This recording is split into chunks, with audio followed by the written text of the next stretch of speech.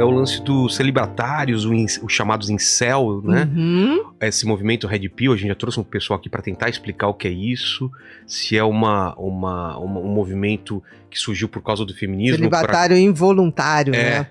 Uhum. Olha, me preocupa muito isso, porque cai naquela coisa quase que de não me frustre, né? Porque tenho tanto medo de ser frustrado. Eu também tenho de ser frustrado. Então, tipo assim, não é que eles não tenham sexo. As mulheres é que não veem neles esse homem digno de receber, esse homem bacana de receber sexo. Então, eles acabam tendo ódio das mulheres, que eles colocam que as mulheres só estão interessadas em homens que têm dinheiro e tá.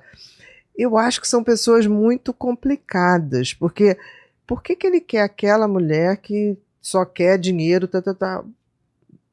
Vamos ter outras mulheres, mas ele coloca como se as mulheres não estão aptas a serem servis, a cumprir sua função feminina. É muito complicado que isso tem uma mistura religiosa, cultural, e eu acho que são pessoas que têm dificuldade nos relacionamentos e acabam taxando pessoas disso ou daquilo, como se elas tivessem que servi-los, né? Tem os Big Towns também, né? Que é tipo, ele só se relaciona pra sexo, mas não quer casar, não quer relacionamento, porque acha que a mulher vai tirar tudo dele. Não, exatamente. É como se você começa o seguinte: se você vai se relacionar com alguém, seja homem, seja mulher, seja o que for, se você parte do princípio que é um inimigo, não é relação. Não. É uso. Né? Então, se alguém está usando alguém, certamente não é como eles colocam. Isso... Me apavora um pouco isso. Me lembra uma coisa meio...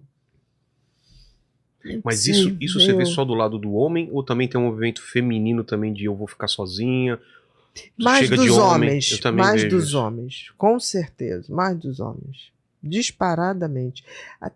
Eu acho que isso faz parte desse radicalismo, né, de ter que colocar, mulher tem que ser assim, homem tem que ser assim, o homem provedor, a mulher tem que ser servil, tá na Bíblia, tá não sei aonde, tá não sei o quê. Eu acho que a gente tem que considerar que a Bíblia foi escrita há muito tempo por muitas pessoas. Tem muita coisa que não tem na Bíblia. Não tem moto na Bíblia. Exatamente. Então, assim, a gente tem que ter sempre olhar o que está em volta, em que época foi aquilo, como foi feito.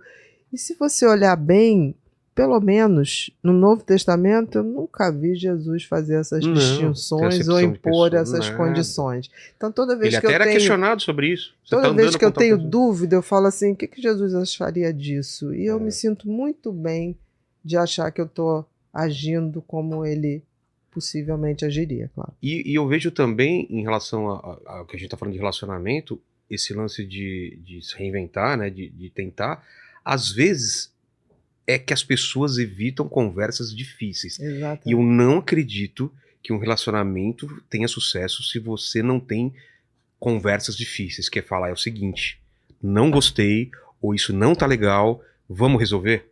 Vamos melhorar? Exatamente, as pessoas têm tanto medo desse enfrentamento, que às vezes é realmente chato, porque você vai ter que falar de você, a pessoa vai falar dela, vai falar dos seus erros, não sei o quê, e as pessoas evitam isso e vai passando.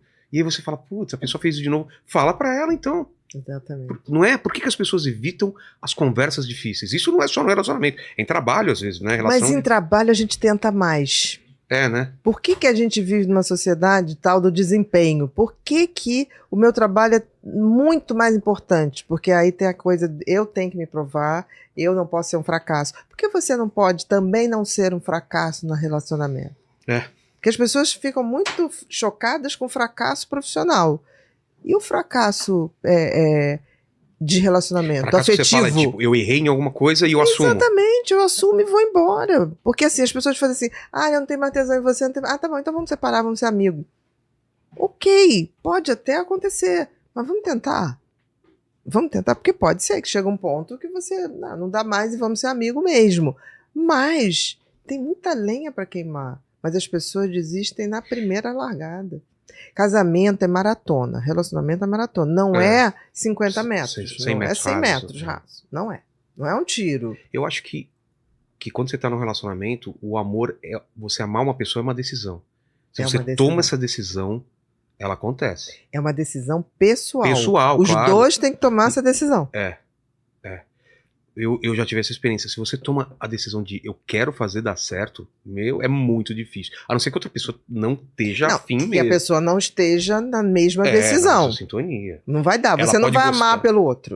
Não existe isso. Mas é muito legal esse negócio de você tomar a decisão. Tomar a decisão. E aí fala de um assunto difícil, que é traição ou pisar na bola. Até quando você acredita que as pessoas elas têm uma segunda chance ou pisou na bola? Como as pessoas devem te procurar por isso? O que você acha sobre isso? Eu acho que aí tem muito aquela coisa. Por que você tá com aquela pessoa? Vamos botar os valores na mesa. Certo. Eu tô porque ele é um cara correto, é ético, é parceiro, é bom pai, é bom amigo. Ou eu tô só porque a gente se conheceu no carnaval, ficou e a gente tá por aqui até hoje. Tá? Porque diante de valores tão maiores, quando ocorre uma traição, se essa relação é pautada numa amizade mesmo, ela supera. É mesmo? Eu acho. Mas a traição não quebra?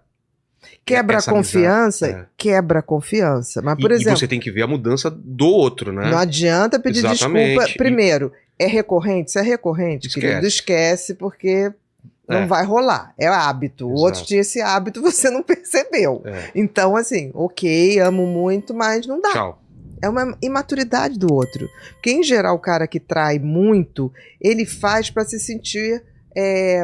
ele precisa de uma reserva de afeto. Ego. É ego e ao mesmo tempo é tão inseguro que, por exemplo, é aquele cara que gosta da mulher, tá com a mulher, mas ele consegue acionar mais 3 ali, porque o dia que essa mulher brigar com ele vai ficar tão inseguro que ele Vai correr.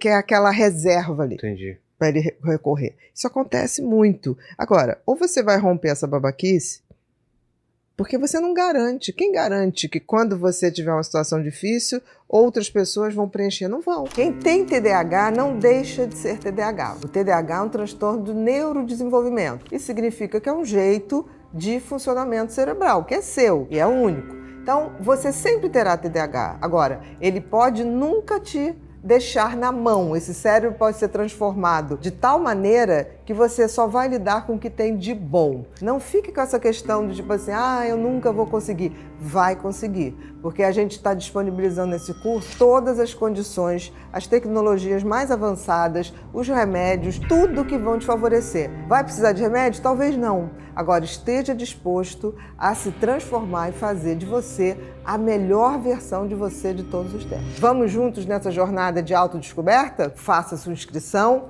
e transforme sua vida hoje mesmo.